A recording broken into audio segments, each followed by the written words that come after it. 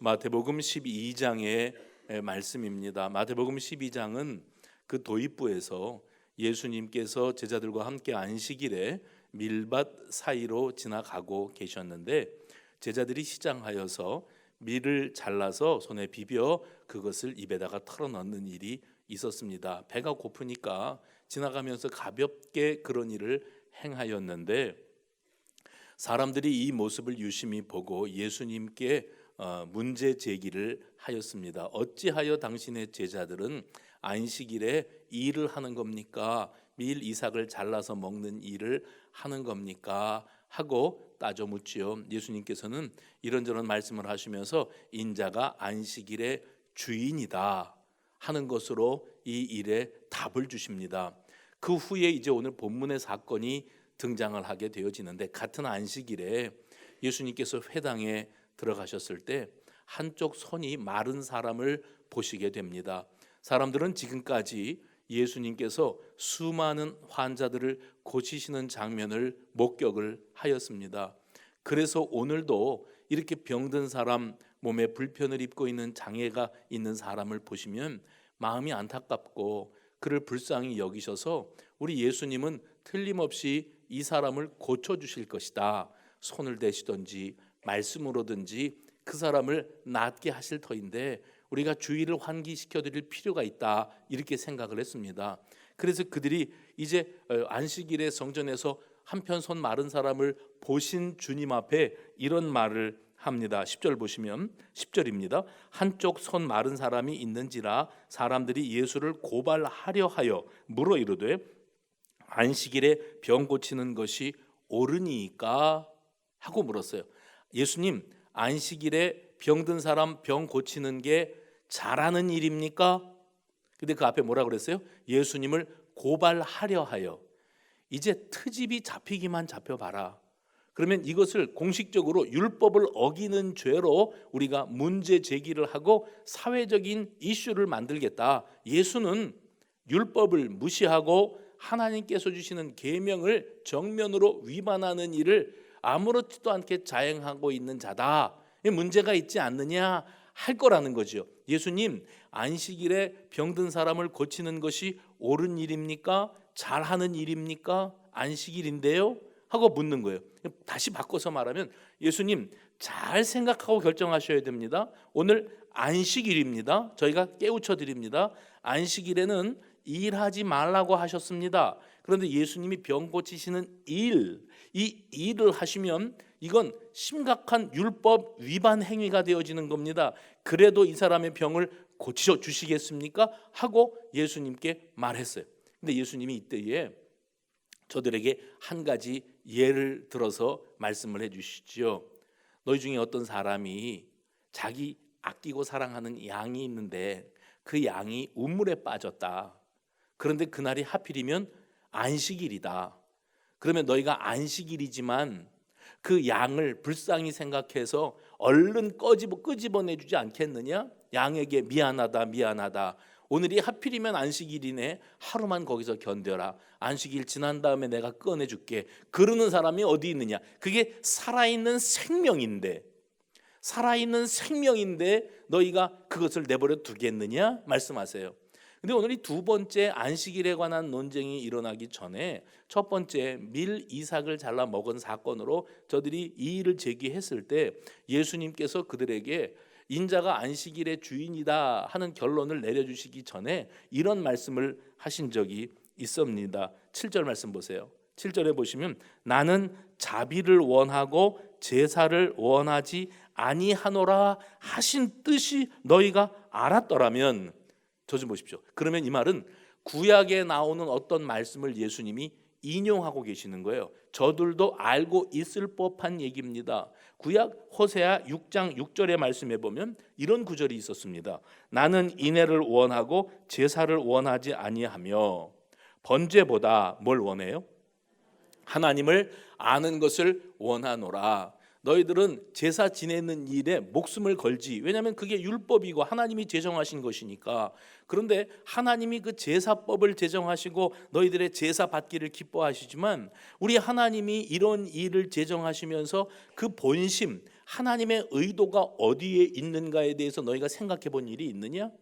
그런데 하나님께서 구약 호세아 선지자를 통해서 하신 말씀이 나는 나는 인애를 원하고 제사를 원하지 아니하며 번제보다 하나님을 아는 것을 원하노라.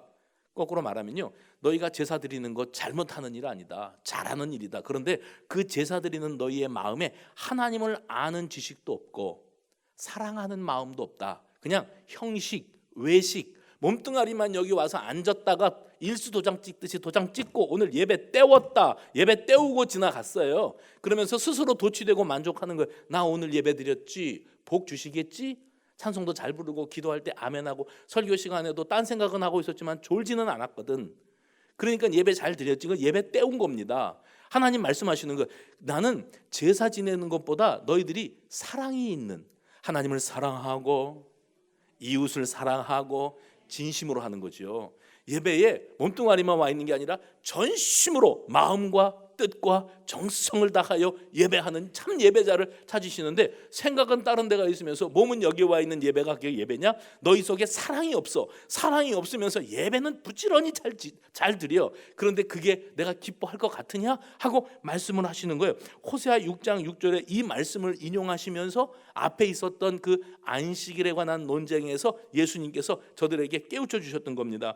나는 자비를 원하고 7절이죠. 제사를 원하지 아니한다고 하신 뜻을 너희가 알았더라면, 그럼 무슨 말입니까? 하나님께서 안식일을 제정하셨다. 안식일을 구별하여 거룩하게 지키라고 말씀하셨는데, 그 하나님이 어떤 마음을 가지고 그 안식일을 너희들이 주일날 꼼짝도 못하고 아무것도 못하고 일도 하지 말고 어렵고 불쌍한 이웃이 있는데 그들에 대하여 생명을 살리고 영혼을 살리고 복음을 전하고 구제하고 하는 일들조차도 일이니까 하지 말고 예배당에만 그냥 꾸준히 와서 앉아만 있어라, 그렇게 하시는 말씀이겠느냐? 아니다. 하나님이 안식일을 제정하실 때 하나님은 안식일의 본질이 무엇인지를 우리에게 깨우쳐 주셨다. 그분은 사랑이시다. 아멘을 속삭이듯 해도 그분은 사랑이시다. 그분은 우리의 영혼에 관심이 있으시고 생명을 살리는 일, 할렐루야, 생명을 살리는 일에 관심이 있으신 분이셔.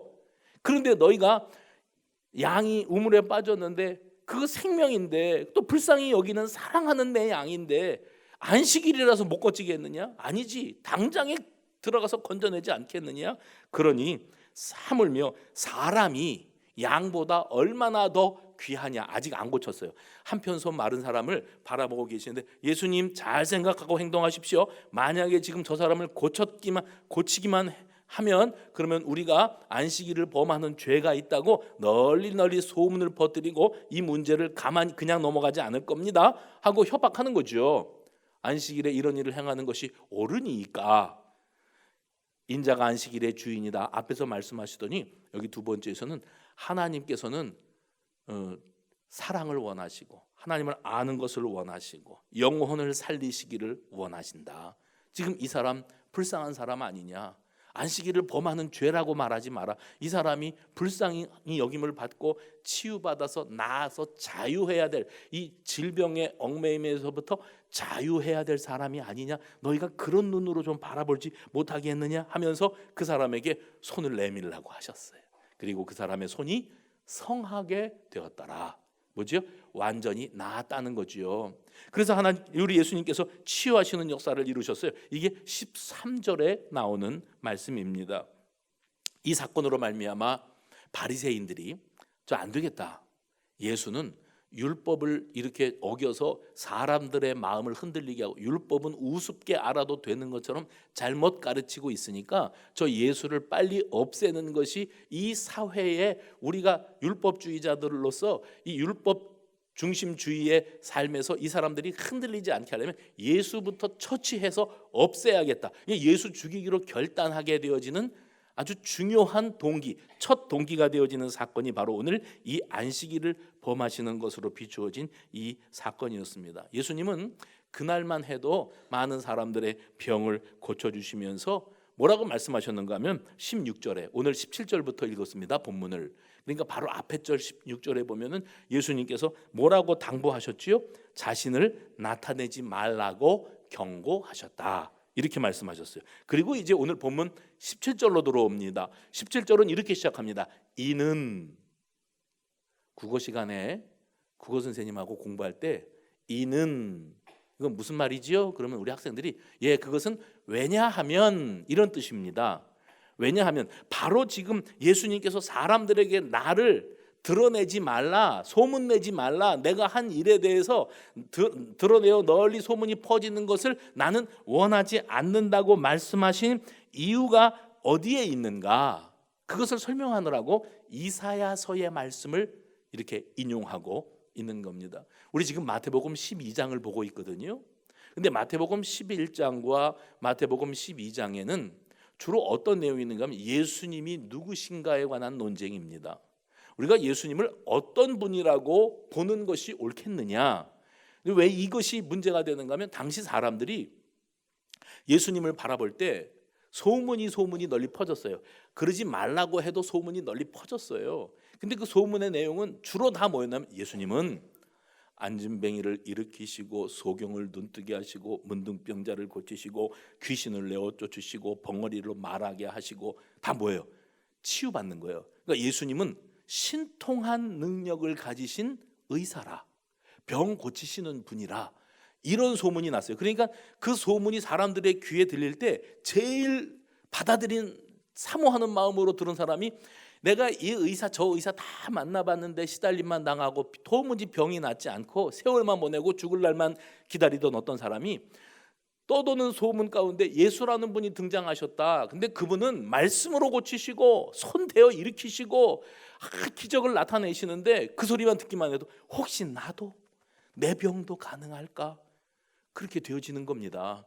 그래서 사람들은 예수님에 관한 소문을, 그분은 병 고치시는 분, 병든 사람이 가족 가운데 있거나 자기가 병들었거나 그러면 예수님 만나서 자기 병 고쳐보려고 구름대와 같이 환자들이 모여들었던 그런 때입니다. 그런데 예수님 자신이 기적이나 행하시고 병이나 고치시는 분으로 소문나기를 원치 않으셨습니다. 예수님이 의도하시지 않았는데 병 고치는 분으로 소문이 났을 뿐이라는 거지요. 그럼 예수님은 병은 왜 고쳐주셨을까? 예수님이 동선이 있지 않습니까? 뭐 갈릴리 지역에서 예루살렘 지역으로, 갈릴리 지역으로 예수님이 다니시는 그 동선 가운데에 환자들이 많이 있었어요. 근데 하필이면 그 환자들은 예수님이 가는 동네에 있었기 때문에 치료받은 겁니다. 근데 당시 사회에 병든 사람이 그 사람들밖에 없었겠습니까? 수십만 명, 수만 명의 환자들이 그 나라 안에 가득 바글바글하지 않았겠어요? 근데 예수님이 병 고치시려면 병든 사람 찾아다니느라고 시간이 없으셨을 거예요. 주무시지도 못하고 밥도 못 드셨을 거예요. 근데 예수님 병 고치러 오신 분이 아니었어요. 병 고치시는 이유는 당신 자신이 저들을 사랑하시는 아버지, 그 아버지의 마음으로 그들에게 복음, 할렐루야, 십자가 구속의 복음을 전하시고 그 영혼을 살리시기 위하여 오셨다고 하는 사실을 깨우쳐 주시기 위한 방편으로 병을 고쳐주신 거지, 병 자체를 고쳐주시는 게 목적이었다면 예수님이 병만 고치러 다니셨어야지요. 사람들은 예수님의 그 신통한 능력에 마음을 빼앗깁니다. 그래서 소문이 퍼지기를, 저 정도의 능력과 리더십을 가지고 백성들의 마음을 하나로 묶어서 이렇게 이끌고 갈 수 있을 만한 분이라면 예수님 말씀 한마디면은 이 뿔뿔이 흩어졌던 민심이 하나로 규합되겠다. 그래서 예수님이 깃발을 들고 나를 따르라 하면 지금 로마 정권에 의해서 우리가 눈치만 보고 신음하며 허덕이고 살아가는데, 예수님을 우리 민족의 지도자로 해서 이스라엘 나라를 재건하는 역사가 일어나게 되지 않을까 하는 그런 기대감들을 이 사람들이 갖게 되었던 겁니다. 그런데 예수님은 세상을 뒤집으려고 오시는 그런 분이 아니셨어요. 예수님은 영혼을 살리기 위하여 온 인류를 죄악의 구렁텅이에서부터 건져내시고 그들의 영혼을 살리시고 그들에게 새 생명을 주시기 위하여 이 땅에 오신 분이셨어요. 근데 사람들은 예수님을 오해하였습니다. 뭐 했다고요? 잘못 이해했어요. 병 고치시러 오시는 분, 거기서 한 걸음 더 나가서 민족을 위한 해방자, 우리 해방의 리더로서 우리 예수님이 이 땅에 오신 것으로 기대했어요. 그런데 그 기대가 실망으로 바뀌죠. 예수님이 수시로 하시는 말씀마다 너희들을 내가 하나로 마음을 모아서 이 민족을 해방시키리라, 나를 따르라, 이럴 줄 알았는데 예수님은 이제 고난 당하실 거래요. 죽으실 거래요. 아니 죽으려고 그랬으면 왜 우리 마음은 흔들어 놨을까? 아마 백성들이 기대가 뭐로 바뀌었을까요? 실망으로 바뀌는 겁니다. 실망으로 바뀌니까 예수님을 십자가에 죽도록 팔아넘기는 일까지 서슴지 않았던 것이 이 유대인들의 모습이었습니다. 우리 예수님께서 그래서 공생의 기간 동안에 당신 자신의 모습을 사람들에게 드러내지 않기를 원하셨던 이유가 여기 있습니다. 이 백성들의 나를 향한 오해. 여러분들 이 시대에도 예수님을 향한 오해는 계속되고 있습니다. 예수 믿어야 복 받는다니까. 그 복은 뭐예요? 부자 되는 복이요, 건강해지는 복이요, 자녀가 잘 되는 복이요, 가문이 형통하는 복이라. 그래서 나 좀 복 좀 받읍시다 그러고 예수님 쫓아다니는데 사실 우리 예수님은 여러분의 영혼에 관심이 있는 줄로 믿으시면 아멘하시기 바랍니다. 우리의 영혼을 살리신 분이세요. 그래서 그분은 우리를 이처럼 사랑하셨다. 이처럼 사랑하시는 건 뭐예요? 아버지이신 그분이 독생하신 예수 그리스도를 이 땅에 보내주시고 그분은 모든 인류의 죄악을 홀로 다 짊어지시고 묵묵히 어린 양, 대속의 어린 양이 되어서 십자가에 달려 보혈의 피를 다 쏟아. 사람들이 볼 땐 저게 뭐냐, 우리는 닭 쫓다가 지붕 쳐다보냐, 이게 뭐냐 실망했을런지 몰라도 그분은 하나님 아버지의 우리를 향하신 구원의 큰 그림을 십자가상에서 완성하신 줄로 믿으시기를 바랍니다.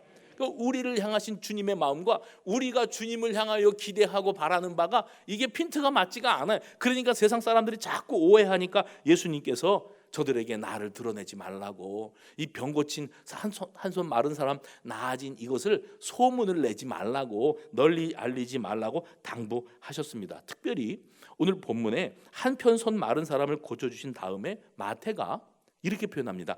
이는 이로 시작해서 이사야 42장 1절 2절 3절에 나오는 말씀이 오늘 이 사건, 이 상황 속에서 그대로 성취된 거라고 말하고 있습니다. 여러분 아시지요? 제가 작년 연말에 성탄 무렵에서부터 이사야 선지자는 이 이스라엘 백성들이 분열되었을 때 이 이스라엘 백성들을 향해서 말씀하시는 거예요. 이제 너희가 하나님으로부터 멀어지고 너희가 하나님이 어떻게 조성하신 하나님의 자녀들인데 우상 숭배에 빠지고 죄악에 빠지고 이방 나라들을 의지하고 하나님은 멀리하고 이렇게 살아가니까 하나님이 진노하셨다. 하나님 제일 싫어하는 게 뭐냐? 탐욕이다. 우상 숭배다. 그래서 너희들은 너희 살궁리만 하지 너희를 사랑하시는 아버지의 마음을 100만 분의 1, 1000만 분의 1도 몰라. 하나님이 너희를 가만두지 않으실 거야 하시면서 이방 민족을 통하여 저들을 진멸하실 것을 말씀하셨어요.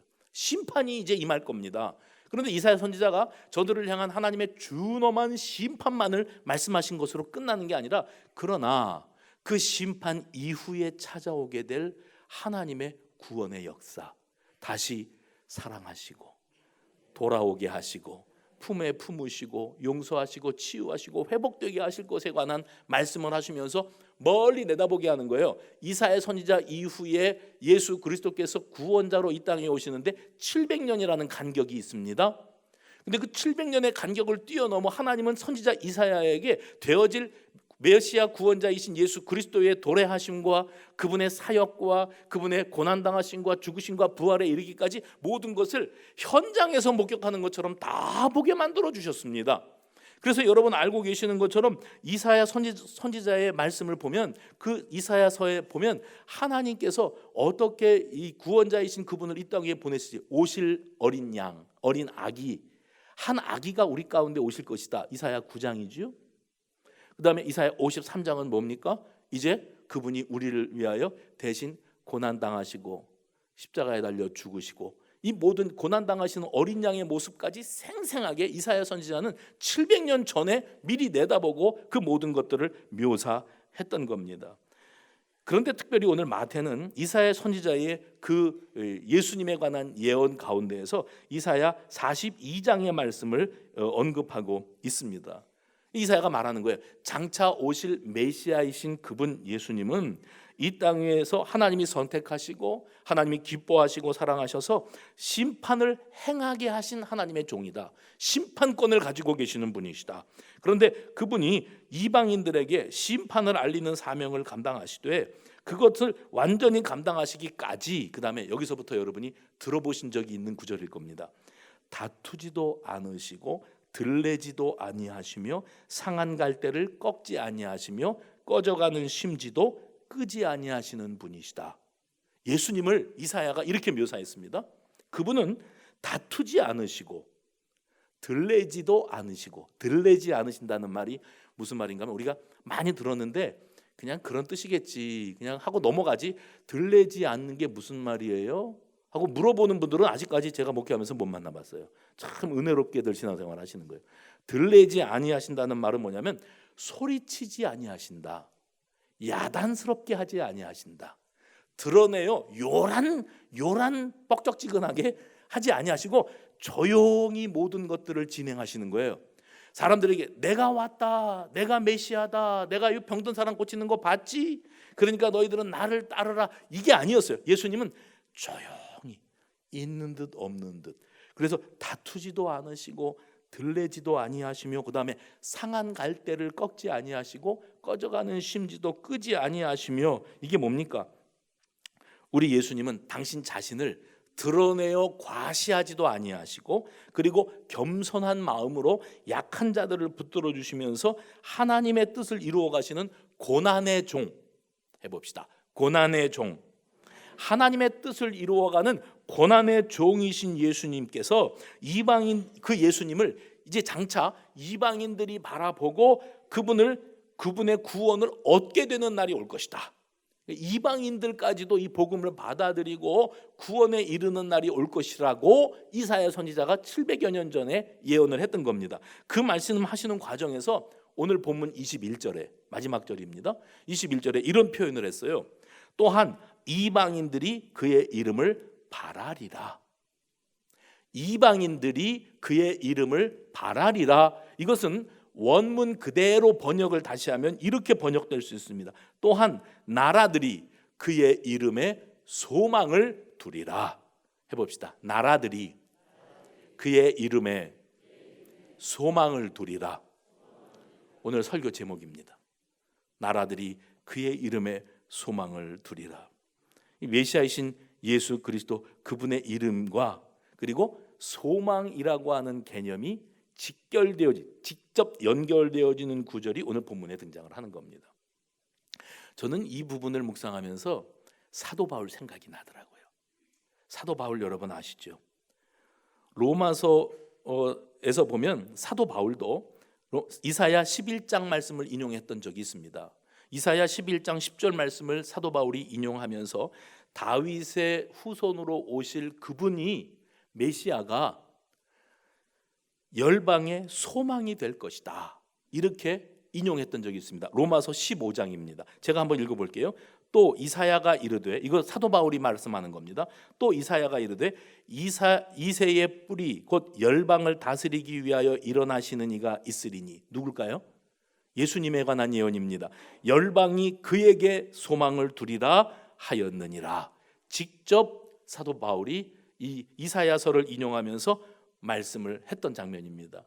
저는 근래 들어서 그럼에도 불구하고라는 단어를 자주 사용을 했고, 그럼에도 불구하고 감사, 그 앞에 나오는 게 뭐였죠? 그럼에도 불구하고의 사랑이에요. 하나님의 우리를 향한 사랑인 줄로 믿으시기를 바랍니다. 오늘 마태복음 12장에서도 예수님이 직접 말씀하셨어요. 율법을 주신 하나님은 자비의 하나님이시다, 인내의 하나님이시다.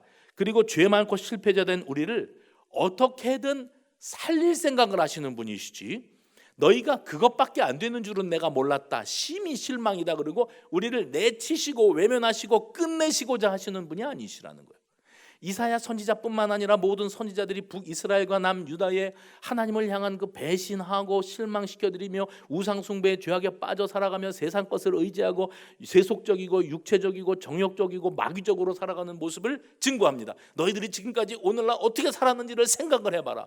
왜 오늘 이런 비참한 지경에 빠졌는 줄 아느냐? 심판이다. 하나님이 너희를 가만두지 않으신 거야. 앞으로도 너희가 이렇게 살아가면 하나님은 너희들을 가만두지 않으실 것이다. 심판하신다고 말씀하셨으니 그냥 넘어가시는 법이 없다. 그러나에 뭐예요? 그러나 너희가 삶의 지난 날의 과거가 어떠했든지, 지금의 너희의 인격과 성품이 어떠하든지, 지금 너희의 관심사가 어떠하든지 하나님은 너희를 살릴 생각을 하신다. 우물에 빠진 어린 양을 안식일에라도 건지시는 아버지의 마음이다. 너희를 살리시기를 원하셔서 그분은 독생하신 예수 그리스도를 이 땅 위에 보내주시고 모든 너희의 죄악과 연약함과 실수와 실패와 낙오자가 될 수밖에 없었던 그 모든 사연들을 죄 없으신 그분에게 다 대신 짊어지게 하시고, 그리고 너희 죄를 말갛게 씻기시고 다시 무너졌던 관계를 회복시키시기를 원하시는 것이 우리, 아멘 준비하세요, 우리 아버지의 마음이다. 그거 깨달으라는 겁니다. 이사야 선지자가 또 여기 주의 종들이 말씀을 증거할 때 이것을 깨닫게 하시는 거예요. 하나님 아버지의 한없는 사랑, 이것이 곧 지금 이 순간 내 삶의 모습이 어떠하든지 우리에게 있어서 유일한 소망이 되는 줄로 믿으시면 아멘 하시기 바랍니다. 그래서 우리가 그의 이름에 소망을 두고 살아가는 거예요. 지금도 내가 어쩌다가 이렇게 살아가게 되었지, 하나님 앞에 죄가 많아서 그렇지, 하나님이 나 같은 건 이제 거들떠 보시지도 않겠네, 내가 그렇게 죄 짓고 죄값으로 이렇게 되었으니까 그리고 끝났네, 볼일 다 봤네. 아니에요. 아버지는 우리를 버리실 수가 없으세요. 그럼에도 불구하고 사랑하세요. 그리고 그 사랑을 구체적으로 진행하시는 거예요. 하나님의 구원의 큰 그림 속에 그럼에도 불구하고의 사랑이 그 가운데 자리하고 있는 줄로 믿으시기를 바랍니다. 그래서 우리의 모든 문제의 본질 속에 죄가 자리하고 있습니다. 뭐가 있다고요? 왜 이렇게 됐냐? 그건 다 내 부패한 본성, 내 죄 때문에 그렇게 된 거예요. 그런데 그 죄 문제를 우리 스스로 해결할 수 없다는 사실을 아시고 우리에게 소망의 빛을 일방적으로 비추어 주시는 하나님의 열심, 그 하나님의 열심이 구원을 이루신 줄로 믿으시기를 바랍니다. 다시 말하면 예수 그리스도께서 메시아 구원자로 이 땅에 오신 사건은 하나님께서 소망 잃고 방황하던 당신의 백성, 이 불쌍한 인생들에게 다시 소망을 안겨주시기 위하여 주신 하나님의 큰 구원의 역사였다고 하는 사실을 잊으면 안 됩니다. 구약 역사를 생각해 보십시오. 하나님께서 창세기 12장에서 정말 이방 땅에서 우상 숭배자로 살아가던 아브람이라고 하는 사람을 택하고 지명하여 부르시지요. 그에게 비전을 주시고 소망을 주시고 그리고 그에게 언약하시고 축복하십니다. 그리고 그 아브라함을 통해서 민족을 하나 이루시겠다고 말씀하셨어요. 이스라엘 민족의 조상이 됩니다. 근데 아브라함이 우여곡절 끝에 자식 하나 낳았고요. 그 자식을 통해서 또 쌍둥이 자식을 낳았고요. 그 쌍둥이들을 통해서 또 12아들을, 야곱을 통해서 12아들을 낳고요. 그 12아들 가운데 요셉이 애굽으로 흘러 들어갔고요. 애굽에 있으면서 형들과 아버지가 기근을 만나서 이주해 왔을 때 그때 70명이었습니다. 온 가족이 통틀어 70명. 아직도 민족이 되려면 멀었습니다. 한 부족 정도는 됐겠죠. 부족의 족장이었습니다. 그런데 애굽으로 와서 400년이 넘는 세월을 종살이하고 허덕이며 살면서 이스라엘 민족, 이 유다 백성들만 놀랍게 번성부흥해가지고 출애굽할 때 장정 60만이었다니까요. 그 200만으로 치면 한 민족 단위를 이제 이루기 시작하는 겁니다. 하나님의 꿈이 현실이 되어지는 역사, 이것을 우리는 생생히 기억하고 있습니다. 그러면 그렇게 하나님이 조성하신 민족이 되었으면 하나님 중심으로 살아야 되는데 이 백성들이 나라가 번성하고 또 숫자가 늘어나면서 하나님을 잊어버리는 거예요. 그리고 하나님부터 멀어지는 겁니다. 이 비극적인 역사 속에서 하나님께서 선지자들을 보내시는 거죠. 보내서 너희가 누군데, 내가 너희에게 누군데, 어쩌자고 너희가 이 모양이 되었냐, 탄식하시며 심판을 계획하세요. 그러니까 심판에 대한 선포가 쏟아질 때에 이스라엘 백성들은 이제는 죽었구나, 이제는 우리는 완전히 망했다 이렇게 여겼는데, 선지자들은 심판을 얘기하면서도 그 뒤에 동시적으로 미래에 되어질 일들에 대해서 보여주십니다. 그것이 바로 메시아 언약이었죠. 너희를 향한 구원의 계획이 현재 진행형이다. 바로 이런 소리를 했던 많은 주의 종들이 있었는데 그 가운데 단연 앞서가면서 구체적인 표현을 했던 선지자가 바로 이사야 선지자였어요. 그래서 말씀드렸던 것처럼 이사야서 9장에 한 아기가 우리 가운데 오실 것이다. 이사야 53장에 이제 그분은 고난과 죽임을 당하실 것이다 하고 그분의 고난과 죽음까지 그렇게 예언했어요. 그런데 오늘 본문 마태복음 12장 17절 이하에 나오는 이 말씀은 마태가 이사야 선지자의 주님 구원자로 오시는 그분에 관한 언약 가운데에서, 예언 가운데에서 이것을 인용한 겁니다. 세상 사람들이 그의 이름에 소망을 두게 될 것이다. 한 아기가 오게 될 것이다. 그분은 우리를 위하여 고난과 죽임을 당하실 것이다. 이사야가 말았는데 그 사이에 이사야가 이런 말도 했다는 겁니다. 그분은 열방의 소망이 되실 것이다. 오래전에 제가 어디선가 읽었던 사연인데 당시 뉴스의 중심에 됐던 사건입니다. 그 뭐냐면 부부가 있었는데요. 근데 그 아내가 교통사고를 당합니다. 교통사고를 당해서 병원에 입원을 하였는데 식물인간이 돼요.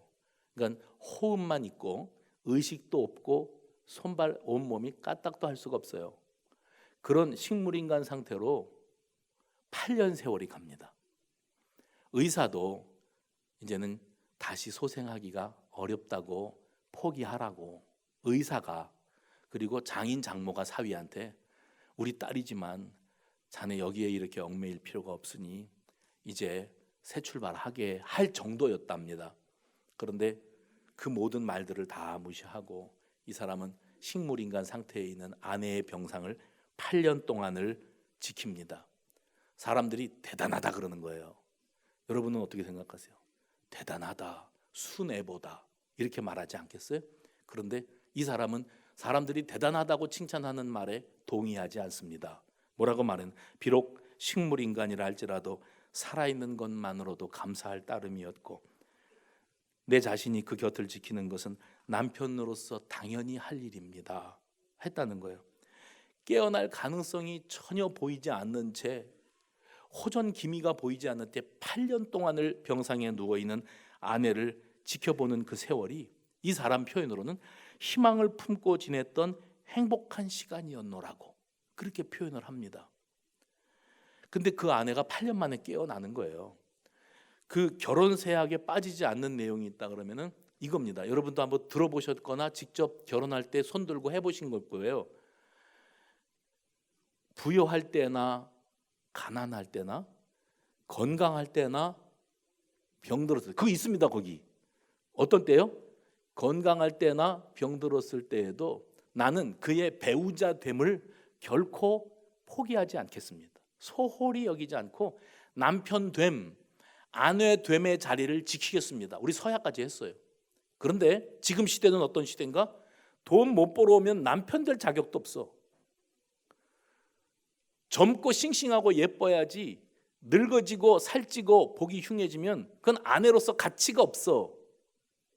그런 세상이 돼버렸어요. 그러니까 아내가 사고로 식물인간이 되어서 누웠다 그러면 심지어 장인 장모까지도 이 사위는 이제 떠나가는 것이 당연하고 주변의 사람들도 그런 식물인간 아내 곁을 8년 세월을 지킨다는 것이 대단하다. 사람들은 서약까지 하고 그렇게 되는 것이 아내 배우자의 책임이고 의무고 그 자리라고 하는 사실을 알면서도 지금 시대에 누가 그런 사람이 있냐. 돈도 못 벌어오는 게 그게 남편이냐. 버리는 것도 당연하다 하고 생각을 하는 그런 시대라는 거예요. 그런데 이 사람은요 8년 동안을 아내의 곁을 지키면서 그 아내가 다시 의식이 돌아오고 깨어나게 되었습니다. 남편됨의 자리, 배우자됨의 자리를 지키기 위해서 외롭고 힘들고 사람들이 들려주는 소리를 들어가면서도 자기 자신의 본분을 다할 수 있었던 이유가 어디 있을까? 그래도 내가 포기할 수 없었던 이유가 어디에 있을까? 그것은 희망을 품었다는 거예요. 반드시 일어나리라, 반드시 치유받고 다시 재기하리라, 그 생각을 품었다는 거예요. 사도 바울 여러분 아시죠? 사도 바울이 어떤 사람인가 하면 사울이었을 때 자아가 대단히 강한 사람이었습니다. 소위 지잘난 맛으로 사는 사람이었어요. 그 사람이 누가 시키지 않아도 사명감을 가지고 예수와 예수 믿는 것들을 잡아가두고 없애는 일에 앞장설 수 있었던 것은 예수를 따라다니는 도당들은 다 이단이라, 잘못된 것들이라, 그러니 이것들을 박멸하는 것이 하나님을 기쁘시게 하는 일이라 여겼던 거예요. 자기 고집이 내가 생각하는 것은 철두철미하게 맞고 다른 사람들이 말하는 것은 다 틀렸어요. 이런 사람들은 세상이 다 잘못되었고 고쳐야 될 것만 보이지 내가 바꿔야 될 거라고는 이만큼도 생각할 줄 모르는 사람이에요. 근데 사실 우리 주님이 사울을 바라보면서 저것이 왜 그렇게 내가 하는 일, 복음을 증거하는 우리 제자들이 하는 일을 못마땅히 여기고 회방을 놓는, 단번에 저걸 병들게 하거나 어떻게 뭐 사고를 통해서나 없애버릴까 하셔도 될 만한데, 우리 주님이 굳이 그 사울을 바울 만들어 가면서 그의 인생의 대전환점을 이루시고 삶의 가치관을 바꾸시고 두 손 번쩍 들게 하시고 주님과 자기가 그렇게 못 살게 굴었던 주님의 백성과 주님을 위하여 복음을 위하여 이방 땅을 향하여 복음을 증거하는 사도로 살아가게 만들어 놓으신 거예요. 하나님이 바꾸어 놓으신 줄로 믿으시기를 바랍니다. 그러니까 사울이 바울 된 다음에 다메섹 도상에서 예수님 만나고 난 다음에 그 다음에 그의 인생이 완전히 바뀌어졌다 그랬어요. 주님을 따르는 사람이 되었어요. 거듭난 삶을 살게 되었습니다. 그런데 여러분 아시죠? 예수님의 복음을 증거하는 자로 살아가는 삶이란 그렇게 핍박하는 자가 사울 하나만 있었겠습니까? 대표적으로 그렇게 쓰셨지요. 사울이 자신이 알아요. 내가 이제 전향을 한 거지요. 예수 편으로 돌아서서 예수 복음을 전하는 사람으로 살아가면 예전에 내가 그렇게 길을 쓰고 예수 믿는 것들을 핍박했던 어떤 사람들이 또 내가 배신자라고 나를 그리도 못 살게 굴 텐데, 나에게 큰 고통이 찾아올 텐데 과연 나는 견뎌낼 수 있을까? 어떤 사람이 식물인간 된 아내를 8년 동안을 간병을 하면서 포기할 수 없었대요. 희망을 붙잡았대요. 사람들이 대단하다고 그랬대요. 사울이 바울이 된 다음에 각오를 해야 돼요. 뭐냐면 자기가 핍박당하고 죽음의 위기를 만나고 말로 다 할 수 없는 고난을 만날 것에 대해서 각오해야 돼요. 실제로 그가 감옥 생활도 합니다. 그렇죠? 예수 복음 전하다가 로마 감옥에 갇혀서 많은 서신 편지들을 쓴 게 다 성경이 되지 않았습니까? 그 가운데 바울이 빌립보서를 썼어요. 그 빌립보서에 어떤 구절이 있는지 여러분 잘 아시죠? 주 안에서 항상 기뻐하라.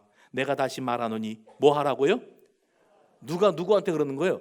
감옥에 들어 앉아 있는 바울이 억울하고 원통하고 분한데, 그런데 사람들을 향해서 감옥에 있으면서도 기뻐하라고 그랬습니다.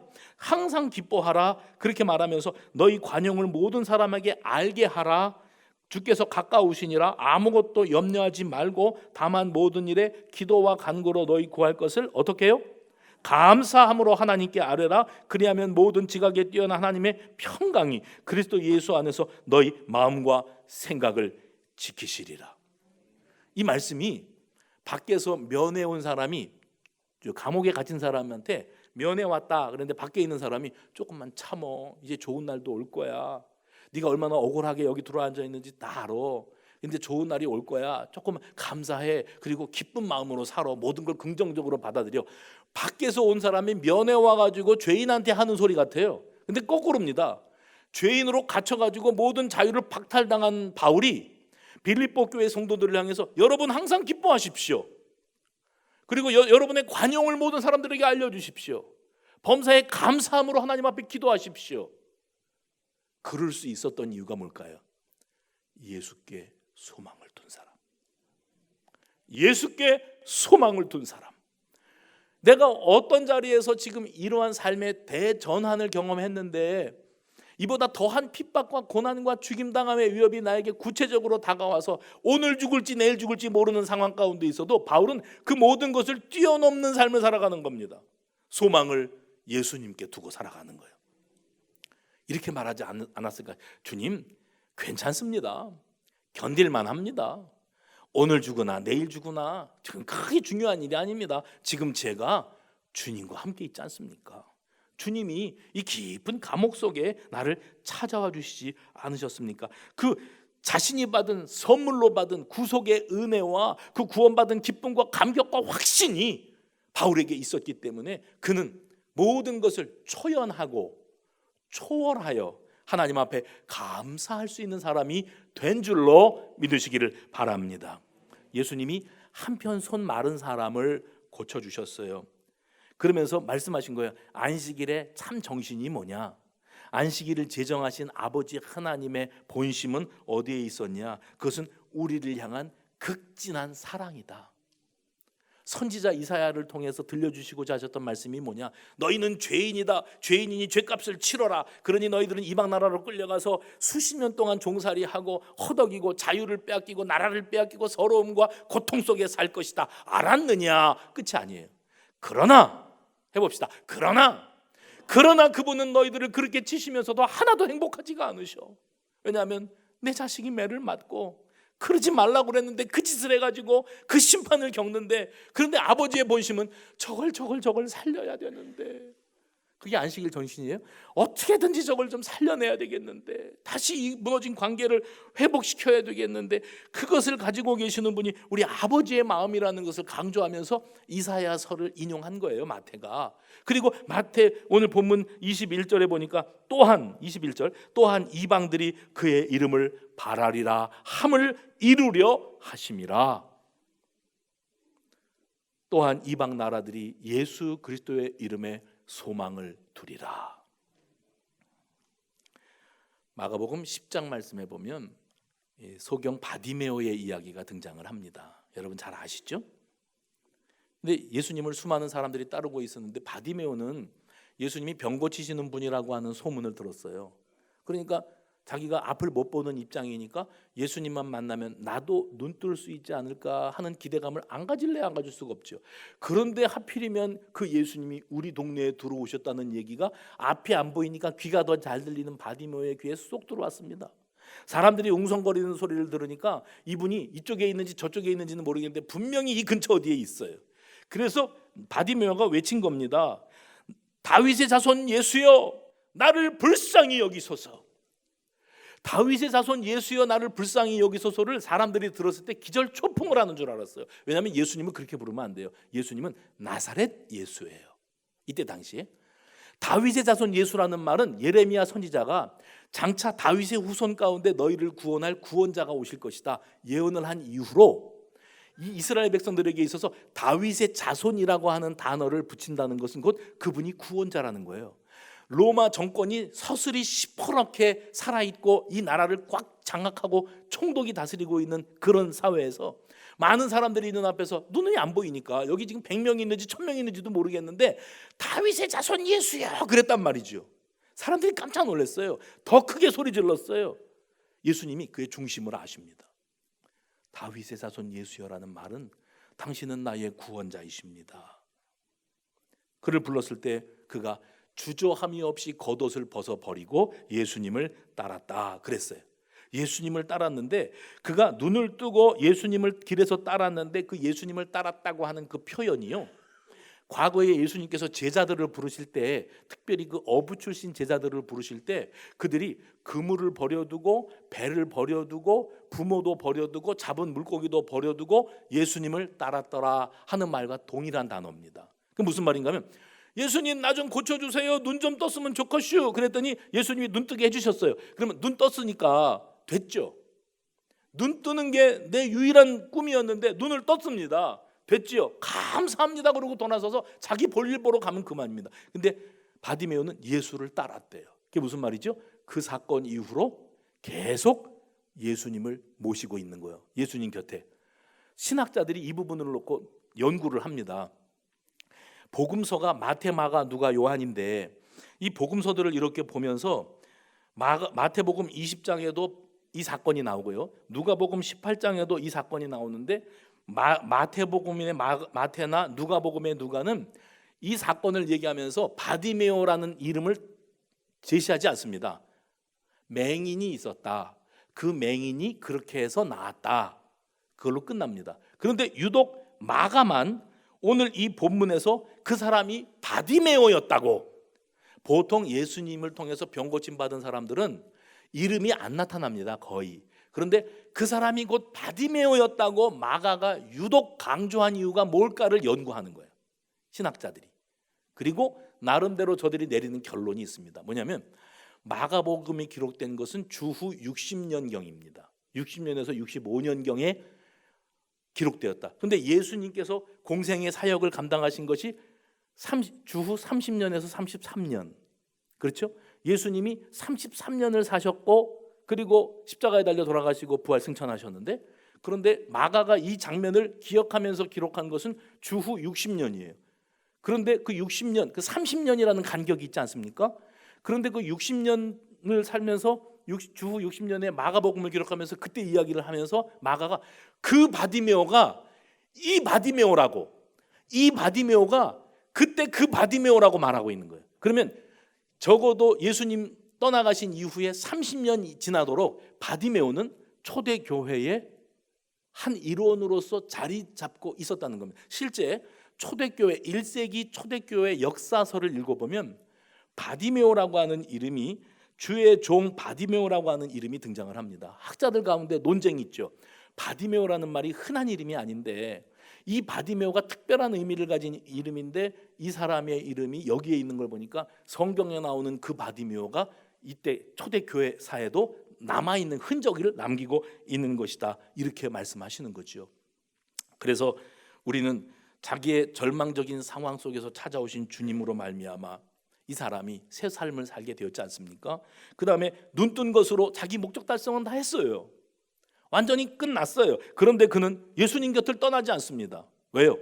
그분이 그 전에는 소경 맹인이었을 때는 그분만 만나면 내가 눈을 뜰 수 있을까? 새 출발을 할 수 있을까? 사람 노릇할 수 있을까? 하고 했었는데 예수님으로 말미암아 눈을 떴습니다. 그러면 됐다 이젠. 예수님한테 볼 일은 다 봤다. 고마울 따름이지. 이게 아니라 그러고 보니, 눈을 뜨고 보니 내 평생을 그분에게 걸어야겠다. 내가 그분을 평생 붙들고 쫓아야겠다 하고 그분을 따르는 삶을 살아갔다는 겁니다. 그러니까 그 사람 역시 예수의 이름에 소망을 두고 그의 남은 생애를 온전히 바쳤던 인물로 남게 되었다는 겁니다. 앞서서 말씀드렸던 8년 동안 식물인간으로 있었던 아내를 극진히 간병해서 8년 만에 깨어나게 했던 이 남편의 이야기요, 여러분 그 뒷이야기가 있습니다. 자기가 그 아내를 8년 동안을 병상을 지킬 수밖에 없었던 사연을 얘기하는 겁니다. 저는 피부치 하나 없는 고아로 자란 사람입니다. 이런 나를 처음으로 사람 대접해주고 극진한 사랑으로 대해준 사람이 제 아내입니다. 장인 장모는 처음부터 근본이 없고 별 볼 일 없는 사람에게 딸을 줄 수 없다고 단호히 반대했습니다. 하지만 아내는 그런 부모님을 설득해서 결혼 허락을 받아냈지요. 그리고 내가 가진 게 없어서 신혼 살림을 시작할 엄두도 내지 못할 때에도 내게 용기를 주고 단칸방에서 신접 살림을 시작할 때에도 누구보다 기뻐했던 사람이 제 아내입니다. 결혼하고 얼마 되지 않아서 직장을 잃어 방황하고 풀이 죽어 있을 때에 집에 들어갔더니 아내가 삼겹살을 구워주면서 말하더군요. 나는 당신만 있으면 돼. 나는 당신만 있으면 돼. 저는 아내를 통해서 진정한 사랑이 뭔지를 배웠고 절망하여 기죽어 시간을 보낼 수도 없었습니다. 저를 이렇게 믿어주고 격려하고 사랑을 쏟아준 아내를 제가 어떻게 버릴 수 있겠단 말입니까? 제가 8년 동안 버틸 수 있었던 힘은 이미 제게 주었던 아내의 사랑의 힘이었습니다. 여러분, 우리가 버틸 수 있는 힘은 어디에서 옵니까? 우리를 먼저 사랑하시고 십자가에 그 생명을 아낌없이 내어주신 예수님의 사랑이 우리 안에 있는 줄로 믿습니다. 그 주님을 내 삶의 주인으로 모시고 살아갈 때에 바울이 그랬던 것처럼, 바디메오가 그랬던 것처럼 소망을 붙들고 또 참고 또 인내하며 살아갈 이유가 우리에게 있다는 겁니다. 당신만 있으면 돼, 당신만 있으면 돼 했던 아내의 음성을 들었던 남편은 식물인간으로 아무 소망이 없어 보였던 아내의 병상을 8년 동안이나 지켰고 그 아내는 다시 일어날 수 있었습니다. 그 사랑이 그를 그렇게 만들었습니다. 이미 그 여인이 남편에게 주었던 극진한 사랑이 그 남편으로 하여금 그 아내를 그렇게 지킬 수 있게 만들어 주었다는 겁니다. 우리 주님께서 우리에게 말씀하세요. 내가 너를 이처럼 사랑해. 해봅시다. 내가 너를 이처럼 사랑해. 그 이처럼 사랑해 하시는 예수님의 대속의 십자가, 그 사랑이 우리로 하여금 주님의 이름에 소망을 두고 살아가야 될 충분한 이유가 있게 만드시는 줄로 믿으시기를 바랍니다. 감사 고백입니다. 내가 쓰러지고 넘어져도 버티고 일어날 이유가 되시는 소망의 주님께 그리 아니하실지라도, 그럼에도 불구하고 다 이해할 수 없을지라도 감사합니다. 기도하겠습니다. 하나님, 감사합니다. 감사합니다. 쓰러지고 넘어져도 버티고 일어날 이유가 되시는 분이 우리 아버지이심을 고백드립니다. 그리고 그 예수님께서 우리와 지금도 함께하고 계시니 감사합니다. 그 믿음으로 우리가 또한 이겨내며 살아갈 이유를 찾게 하여 주시고 승리하게 하여 주시옵소서. 예수님의 이름으로 기도하옵나이다. 아멘.